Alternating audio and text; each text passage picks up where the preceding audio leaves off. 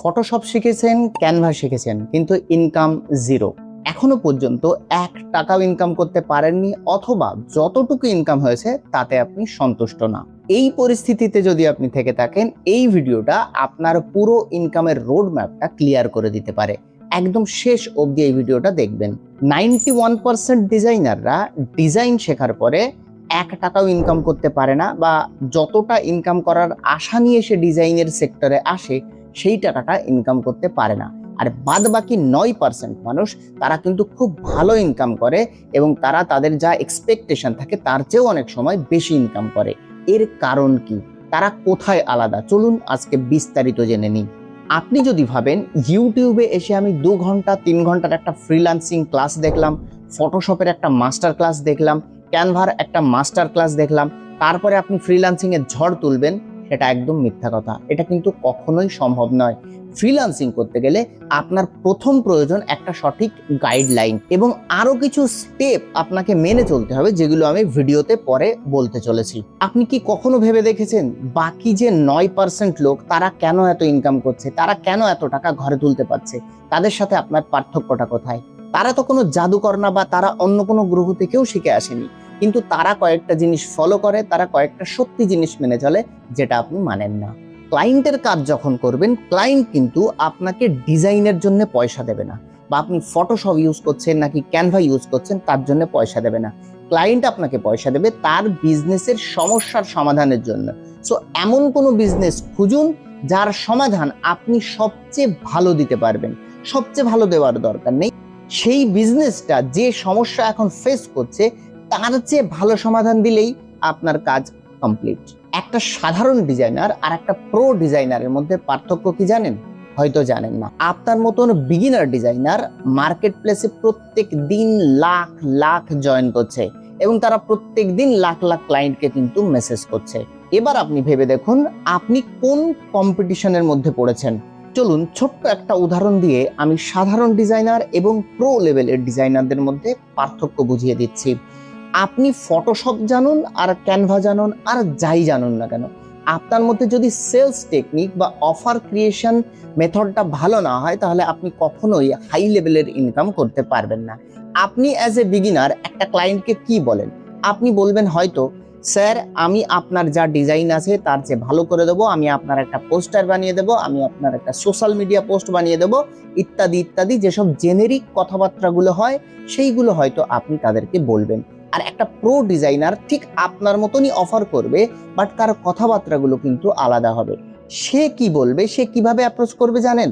সে ক্লায়েন্টকে বলবে, আমি আপনার সোশ্যাল মিডিয়া পেজটাকে অ্যানালিসিস করলাম এবং ছোট্ট একটা রিপোর্ট বানিয়েছি, যেখানে আমি দেখতে পারলাম আপনার পেজের যে হুক রেট আছে, ডিজাইনের যে হুক রেট, সেটা অত্যন্ত কম, যেটা আপনার কোয়ালিটি লিড কিন্তু নিয়ে আসতে পারছে না। আপনি যদি পারমিশন দেন, আমি আপনার গ্রাফিক্সকে এমনভাবে বানিয়ে দিতে পারি যেখানে হুক রেট বেশি হবে, আপনার ব্র্যান্ডিং মেনটেন হবে, প্রফেশনাল ফন্ট ইউজ করব, এবং এই গ্রাফিক্সগুলো যখন আপনার কাস্টমারের কাছে যাবে বা অডিয়েন্সের কাছে যাবে, আপনার লিড এবং কনভার্সন আপ টু 20% বৃদ্ধি হবে। এবার ভেবে দেখুন আপনার দেওয়া অফার এবং প্রফেশনালের দেওয়া অফারের মধ্যে কতটা পার্থক্য। আমি 3টে স্টেপ আপনাদের সামনে বলে দিচ্ছি। এই 3টে স্টেপ যদি আপনি অ্যাজ এ বিগিনার ডিজাইনার সব সময় ফলো করতে পারেন, তাহলে আজকে থেকেই আপনার ডিজাইন ক্যারিয়ার কিন্তু সম্পূর্ণ চেঞ্জ হতে পারে। 3 নম্বর স্টেপটা কিন্তু কখনোই মিস করবেন না। স্টেপ নাম্বার 1, নিজেকে শুধু গ্রাফিক ডিজাইনার বলা বন্ধ করুন। শুধু গ্রাফিক ডিজাইনার বললে আপনাকে কিন্তু অনেকেই কিছু না ভেবেই সস্তা ভাবতে পারে। আপনি সেখানে ইউজ করতে পারেন অন্য ধরনের একটা ডেজিগনেশন, যেমন content strategist, ROI graphics expert, এই রকম জাতীয় কিছু। এর জন্য আপনার কনফিউজ হওয়ার দরকার নেই। আপনি এআই কে জিজ্ঞেস করলে আপনার ডেজিগনেশন কিন্তু এআই বানিয়ে দেবে। এখন স্টেপ 1টা আমি একটুখানি বিস্তারিত উদাহরণ দিয়ে বলি। মনে করুন আপনি একটা রিয়েল এস্টেট কোম্পানিকে অফার করছেন বা রিয়েল এস্টেট এজেন্টকে অফার করছেন। তাকে বলছেন আপনি অ্যাজ এ বিগিনার ডিজাইনার, তাকে কি বলবেন? তাকে বলবেন, আমি আপনার রিয়েল এস্টেট বিজনেসের জন্য একটা ডিজাইন তৈরি করে দেবো, সোশ্যাল মিডিয়া পোস্ট তৈরি করে দেবো। ঠিক আছে, সে বড় জোর আপনাকে কত দিতে পারে? সে 300 টাকা, 200 টাকা, 350 টাকা দিতে পারে, তার বেশি কিন্তু চার্জ করতে পারবেন না। সেম ভাবে অফারটাকে একটু চেঞ্জ করে প্রফেশনাল ওয়েতে যদি আপনি অফার করেন তাহলে অফারটা কিরকম হতে পারে। প্রথমে আপনি তাকে বলবেন, আমি আপনার জন্য 3টে কন্টেন্ট ভেরিয়েশন বানাবো। প্রথমটা হবে ইমোশনাল হুক, দ্বিতীয়টা হবে প্রাইসিং ব্রেকডাউন এবং 3 নম্বরটা হবে কাস্টমার রিভিউ। এই 3টে সোশ্যাল মিডিয়া পোস্ট বা এই 3 ফরম্যাটের সোশ্যাল মিডিয়া পোস্ট যদি আপনার পেজে আপনি অ্যাড করতে থাকেন তাহলে ইন ফিউচার আপনার কাছে আরো কোয়ালিটি লিড আসবে এবং আপনার ফ্ল্যাট বিক্রি বা আপনার রেভিনিউ অনেক বাড়বে। একবার ভেবে দেখুন, একটা ফ্ল্যাট বিক্রি হলে সেই এজেন্টের কিন্তু লাভ অনেক টাকা, মাত্র 2000 টাকা আপনাকে দেওয়া এমন কোনো ঘটনাই না। টাকা তখনই দেবে যখন তার রেভিনিউ সম্পর্কে আপনি কথা বলবেন, যখন তার বিজনেসে প্রফিট দেখাবেন। অবভিয়াসলি ক্লায়েন্টের প্রফিট হলে আপনিও সেটা পাবেন, আর যদি ক্লায়েন্ট প্রফিট না করতে পারে সে কিন্তু আপনাকে কিছুই দেবে না। 2 নম্বর স্টেপ যেখানে সকলে ফেল করে, শুধুমাত্র ডিজাইন নয়। আজকে আপনি যে ডিজাইন করছেন সেটা এআই আপনাকে অতি সহজেই রিপ্লেস করে দিতে পারে। সেটা হতে পারে সোশ্যাল মিডিয়া পোস্ট, হতে পারে ব্যাকগ্রাউন্ড রিমুভ, হতে পারে এমন কোনো কিছু যেগুলো এআই সব কিছু পারে।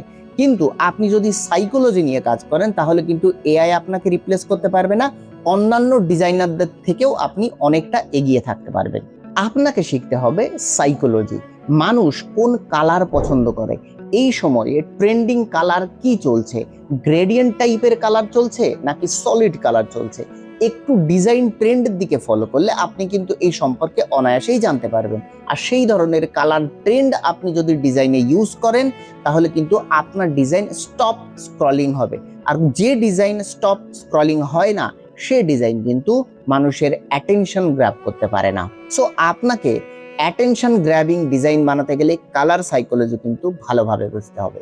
বুঝুন টাইপোগ্রাফি, কিভাবে ফন্ট কাজ করে, কিভাবে ফন্ট পেয়ার করতে হয়, রিয়েল এস্টেট ডিজাইনের জন্য কোন ধরনের ফন্ট ব্যবহার করতে হয়। ঠিক সেম ভাবে আলাদা আলাদা বিজনেস পারপাস, যেমন রেস্টুরেন্টের ক্ষেত্রে কোন ধরনের ফন্ট ইউজ হয়, ইলেকট্রিশিয়ানদের জন্য কোন ধরনের ফন্ট ইউজ হয়, এই রকম ভাবে আপনি আলাদা আলাদা বিজনেস ক্যাটাগরির জন্য টাইপোগ্রাফি নিয়ে আলাদা একটা প্যাক তৈরি করুন। আপনি আলাদা করে সেভ করে নিন যে এই ফন্টগুলো এই ক্যাটাগরিতে, এই ফন্টগুলো এই ক্যাটাগরিতে। আপগ্রেড যেসব ওয়েবসাইটগুলো আছে সেখান থেকে আপনি ফন্ট পেয়ারিং এর নলেজ নিতে পারেন। তবে আপনি যদি বিগিনার ডিজাইনার হন অবশ্যই ফন্ট পেয়ারিং নলেজ এবং টাইপোগ্রাফির নলেজ কিন্তু আপনার প্রয়োজন। আপনাকে শিখতে হবে আই ট্র্যাকিং, কিভাবে একটা দর্শক একটা ডিজাইনকে পড়ে, কিভাবে একটা কাস্টমার একটা ডিজাইনকে অ্যানালিসিস করে। আপনাকে ঠিক করতে হবে অ্যাজ এ ডিজাইনার আপনি কল টু অ্যাকশন বাটনটা কোথায় রাখবেন, প্রাইসটা কত বড় করে শো করবেন, অফারটা কোথায় শো করাবেন।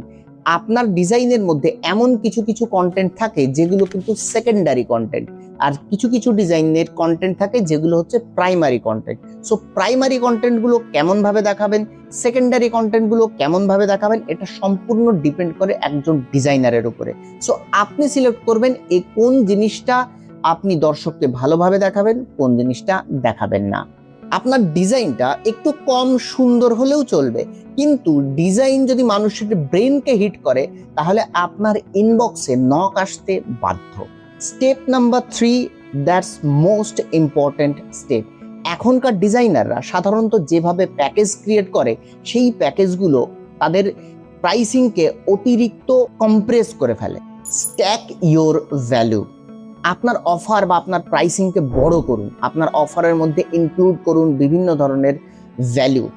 ছোট্ট একটা উদাহরণ দিয়ে বলি, আপনি কি অ্যালেক্স হরমোজির কথা জানেন? অ্যালেক্স হরমোজি একটা রুল ফলো করে চলে, সেই রুলটা হলো make an offer so good that people feel stupid say no. এমন অফার ক্লায়েন্টকে অফার করুন যেন সেই অফারে না বলতে গেলে ক্লায়েন্টের লজ্জা লাগে বা ক্লায়েন্টের নিজেকে বোকা মনে হয়। শুধুমাত্র একটা সোশ্যাল মিডিয়া পোস্ট বানিয়ে দিলে আপনি হয়তো 300 টাকা পাবেন, কিন্তু আপনার মতন ডিজাইনাররা লাখ লাখ মার্কেট প্লেসে বসে আছে আপনাকে পিষে, এই প্রাইসে পিষিয়ে মেরে ফেলার জন্য। এমনকি আপনি দেখবেন সেম প্রাইস 50 টাকাতে কেউ অফার করছে, তাহলে আপনি কোথায় যাবেন? এমন করতে থাকলে আপনার ইনকাম কখনোই বাড়বে না। আপনি আপনার ভ্যালুকে স্ট্যাক করুন, আপনার ভ্যালুকে বৃদ্ধি করুন, অফারকে বড় করুন। অফারটা কেমন হতে পারে আমি ছোট্ট একটা উদাহরণ দিয়ে আপনাদের বুঝিয়ে দিচ্ছি। তাকে অফারে এইরকম বলুন, আমি শুধু ডিজাইন করব না, আপনার কম্পিটিটররা কি করছে সেটা আগে রিসার্চ করব। যার ভ্যালু আছে 1000 টাকা ডিজাইনের ভিতর থেকে যে টেক্সট বা হুক থাকবে সেটা আমি নিজেই লিখে দেবো, যেটাকে বলে কপিরাইটিং। তার ভ্যালু 1500 টাকা। 3টে ভ্যারিয়েশনের ফাইনাল ডিজাইন রেডি করব, যার ভ্যালু বা কস্ট মোটামুটি 1000 টাকা। এবং আপনার পেজে এই কন্টেন্টগুলোই আমি নিজে বেস্ট টাইমে শিডিউল করে দেবো, যার কারেন্ট প্রাইসিং আছে 1000 টাকা। এবার হিসাব করুন, তাহলে টোটাল ভ্যালু কত দাঁড়ালো? 4500 টাকা। এখন ওই ক্লায়েন্টকেই এই 4500 টাকার বদলে আপনি যদি বলেন আমি 2500 মানে 2500 টাকায় এই টোটাল প্যাকেজটা আপনাকে ডেলিভার করব, তাহলে বলুন সেই ক্লায়েন্ট হ্যাঁ বলবে নাকি না বলবে? যে ক্লায়েন্ট 300 টাকা দিতে আপনাকে হিচকিচ করছিল, সেই ক্লায়েন্ট অনায়াসেই আপনাকে 2500 টাকা দেবে, বিকজ তাকে কোনো আলাদা কপিরাইট করতে হচ্ছে না, তাকে কোনো কন্টেন্ট রাইট করতে হচ্ছে না, তাকে শিডিউল করতে হচ্ছে না। আপনি আপনার প্রাইসিং এবং আপনার অফার দিয়ে একটা বিজনেস ওনারকে এত সুন্দরভাবে হেল্প করলেন, অবভিয়াসলি সেই ভ্যালুটা আপনি পাবেন। সে দেখবে আপনি একাই তার বিজনেসের অনেকগুলো কাজকে অটোমেট করে দিয়েছেন। মনে রাখবেন, টুল ফ্রি হতে পারে, কিন্তু আপনার ব্রেনটা কিন্তু সস্তা না। আজকে যদি আপনি শুধু একটা সাধারণ ডিজাইনার হন যারা শুধুমাত্র টুল ইউজ ডিজাইন করে, তাহলে তাদেরকে রিপ্লেস করতে এআই কিন্তু 2 সেকেন্ড ভাববে না। চ্যাটজিপিটি, মিডজার্নি এবং হাজারো এআই বাজারে চলে এসেছে, যেগুলো আপনার রিপ্লেস করানোর জন্য বা আপনার বাড়ির টিকিট হাতে ধরানোর জন্য রেডি হয়ে বসে আছে। কিন্তু আপনি যদি কোনো একটা বিজনেসের প্রবলেম সলভার হন, সেই বিজনেসের প্রবলেমগুলোকে বুঝে তার সলিউশন দিতে পারেন, তাহলে আমি গ্যারান্টি দিচ্ছি কোনো এআই আপনাকে রিপ্লেস করতে পারবে না। আপনি যদি সেই বিজনেস ওনারের পকেটে 10 টাকা ঢোকাতে পারেন, সেই বিজনেস ওনার নিজে এসে আপনাকে 3 টাকা আপনার পকেটে ঢুকিয়ে দিয়ে যাবে। শেখা বন্ধ করবেন না। এই যুগে দাঁড়িয়ে শেখা বন্ধ করলে আপনার রাস্তা কিন্তু ওখানেই বন্ধ হয়ে যাবে। শিখুন ডিজাইন, শিখুন কিভাবে বিজনেসের সলিউশন দিতে হয়, শিখুন কোন ধরনের ডিজাইন বিজনেসকে হেল্প করে, শিখুন কোন ধরনের ডিজাইন আই ক্যাচিং হয়, শিখুন কালার সাইকোলজি কিভাবে মানুষের ব্রেনকে এফেক্ট করে, শিখুন টাইপোগ্রাফি কিভাবে মানুষের নজরকে স্টপ করে।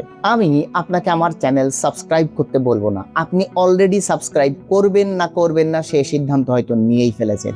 চলুন এই ভিডিও এখানেই শেষ করছি, দেখা হচ্ছে আবারও এইরকম কোনো একটা ভিডিওতে। ততক্ষণ পর্যন্ত নলেজ নিয়ে কাজে নেমে পড়ুন। বাই।